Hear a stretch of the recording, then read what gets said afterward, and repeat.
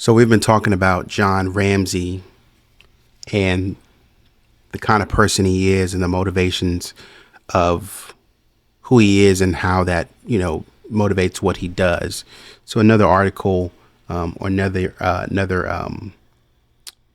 post kind of diving into that, sort of on the sale of Access Graphics again in John's state of mind. And so the discussion starts by saying that at the time of JonBenet's unaliving, John was aware that Lockheed had plans to sell Access Graphics, according to Thomas's book and this subreddit.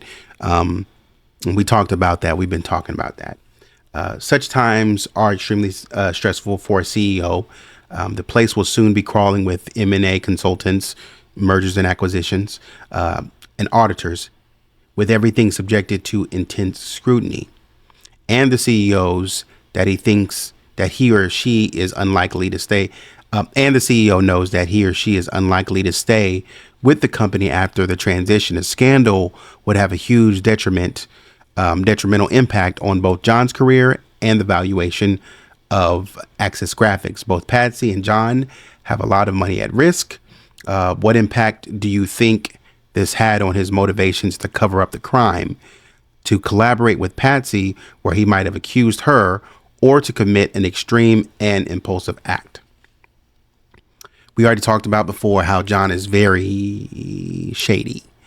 When you got, we're talking about the valuation, and we talked about, previously when we're thinking about these internet companies popping up in their pump and dump schemes, and stuff like that, and the possibility that John maybe wasn't as good of a CEO as we think. We know you made money, but that could have been due to the Good Old Boys Club. And the Good Old Boys Club, I mean, Patsy being included in that Good Old Boys Club, to where both of y'all are like untouchable. We know that in previous videos, we've talked about the fact that one of the detectives on the case said, hey, man, we when we went to go, do our detective work and investigate, we couldn't touch him. We couldn't do certain things. They told us not to do it. And I was looking at, something on the case with Linda Arndt, as well as, Linda Arndt being on the phone with somebody and them telling her, leave certain things alone. Obviously, the attorney, the DA, kind of saying, oh, well, the grand jury decided they didn't want to indict. We don't have enough evidence, or what have you. So essentially, that these guys are protected, and I think that John was very aware of his protected status. I guess is my concern. He's very aware of that protected status. And so him being aware of that, John is going to operate within that. And Patsy being significantly younger, maybe like 15 years. Patsy, I've said before, I think Patsy is very gullible. She's very compliant. Babe, whatever you tell me to do, I'm going to do it. Whatever. Very ride or die. Do you want that in a woman? I mean, you want that in a partner in general. We all want somebody that's ride or die. You know what I mean? So I don't know if we would want any different. I don't know if we should expect any different from Patsy. If she's going to be ride or die, babe, whatever you need me to do, I'm going to do it. Just tell me where to hide the body. And so they have what's saying here. They have a lot. The question is basically being presented is, I think what they're saying is, we think that they have a lot of money to lose. Would there be a motivation to cover up the crime? Make it look good. We've already talked about previously the speculation that, John and his father-in-law thought that people inside of the company were scheming and plotting against him. There was an ethics claim by Merrick. I think they were saying there was an ethics claim by Merrick, and John possibly thought that Merrick was going to come try to take his job. And John couldn't have that because John said, hey, man, I need my job because I need to keep this lavish lifestyle up. And so we don't know where it's going to go from here. And so, not only does John have reason to kind of cover this up and smooth it over, but, so does Lockheed Martin. And part of the cover up, I think, if I can just focus right here on the M&A and the auditors, the question might be asked, you got probably the biggest auditors coming in, the biggest firms, the big four. You might have PwC, PricewaterhouseCoopers. You might have PwC coming in to look at the this part of the company, but you might have Deloitte coming in to look at this part, or might have KPMG or Ernst and Young. Might have these guys coming in, right, to come and look at different parts of the company to make sure that the statements look correct. But the thing about it is this: auditors do a lot of looking. They do a lot of looking, but I think auditors mainly look for patterns. If I'm correct, auditors look for they can't, sometimes it's not enough auditors on a team to look through every single financial statement. So they got to look for patterns just to make sure everything is lined up so that we can have a reasonable claim to say that this company does things by the books. The numbers look good. We don't expect any surprises. The financials look good. Statement of cash flows, the balance sheet, the income statements. They're not hiding anything in the EBITDA, earnings before interest, taxes, depreciation, amortization. They're not hiding anything. And what do I mean by that? Sometimes, you can hide things in the financial statements. Maybe you've made some sales or whatever. I don't have a good example right on the spot.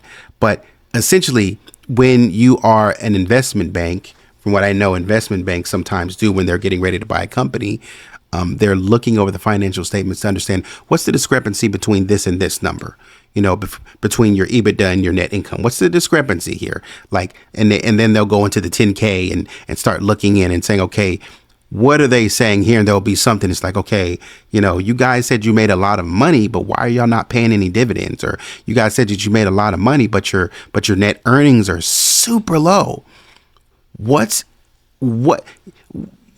And you say your expenses are low too, but then you'll go into the 10K and they'll be like, well, there's this huge expense that we expect to happen. But we didn't classify it as an expense because we don't think the expense is one of ongoing concern and all such as that. Right. So that's what M&A consultants and auditors are probably going to be trying to do. They just need to make sure everything looks good.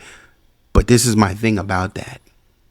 I am concerned that John, being well aware of that, John is not an accountant, but he has an MBA. But an MBA doesn't make you an accountant.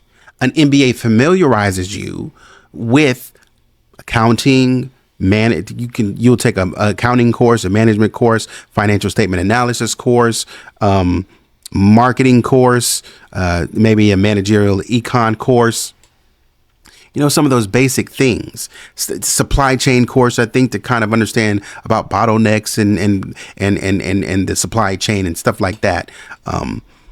But you're not going to be an expert in those things. If you want to be an expert in those things, first of all, you're probably going to have to start with a focus in accounting. John didn't have that. John, as far as I'm aware, John had a focus in electrical engineering. Now, he probably had a math background, but a math background does not translate to an accounting background. There's probably some basic elements of accounting that John knew, but that doesn't mean that he knows everything. He probably had to depend on his team, maybe his VP of accounting or his CFO, Chief Financial Officer, his CFO, to understand some of the numbers and stuff like that, because John was probably smart in terms of, okay, we can get this price for this, and this component should be this, and if we can put it together like this should make sense, and so on and so forth, and we can get these computers out the door at this price and make a profit, increase the value of the company from there, and in theory,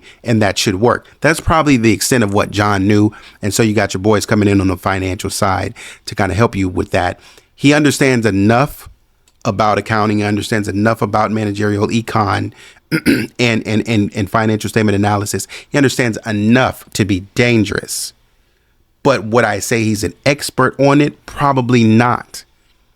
But he's probably gotten better in knowing the importance of those things as he has sort of started access or advanced product group, he probably knows enough. So when these M&A consultants come in and these auditors come in, he knows how to hide things in the statements, or as he's going along, he knows how to kind of clean it up. But could be the case that Merrick saw it and was like, hey, yo, I don't know what he's doing here. I don't like it. And John had to retaliate. And so there's even before we get home, I guess is what I'm saying. Even before we get home, John is already covering up. He has a lifetime of cover up. At work, I'm covering up to kind of smooth over for the auditor so that the company, we can get the highest value of the company possible. Nothing wrong with that. But, some people, who might rage against capitalism might have a problem with that. These guys lining these fat cats, these big wigs lining their pockets, getting rich off the system and stuff like that. So I'm not going to go through everything. I've just highlighted several things. And so someone says about this in response to this question, extremely good point. It seemed obvious that John was concerned about his wealth and position when he and Patsy staged the cover up. Now, this is an assumption, they're assuming, or this is somebody who is of the RDI camp, PDI camp, maybe BDI camp. And what I mean when Ramsey's did it, Patsy did it, JDI camp, John did it, Burke did it, all of those things. And so this person here is assuming that, not assuming, but they are of the belief that the Ramseys were involved in this cover up. He says, I didn't realize the very critical timing of the imminent sale of this business. Of course, that was on his mind, of course. And I think I would think that there would be some stress on John to kind of keep these things together. And so this is what I think is under the surface of John Ramsey. Comes out with a cool face, but there's a lot of stress that sits under that surface. Everything is under the surface, right? The big Titanic iceberg, everything is under the surface.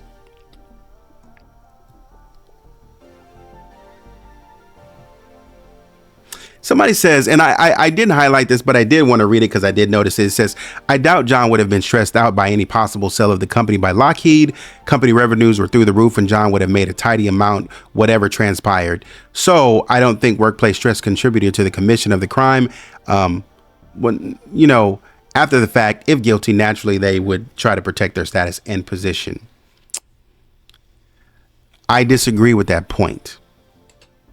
As an executive, you're always going to be stressed, especially if you're trying to get the highest amount you're trying to value. And maybe if Lockheed is telling you, yo, if you push this company through the roof in terms of valuation, if we come back flying colors, then your bonus will be even higher once we sort of, transition you. We were going to get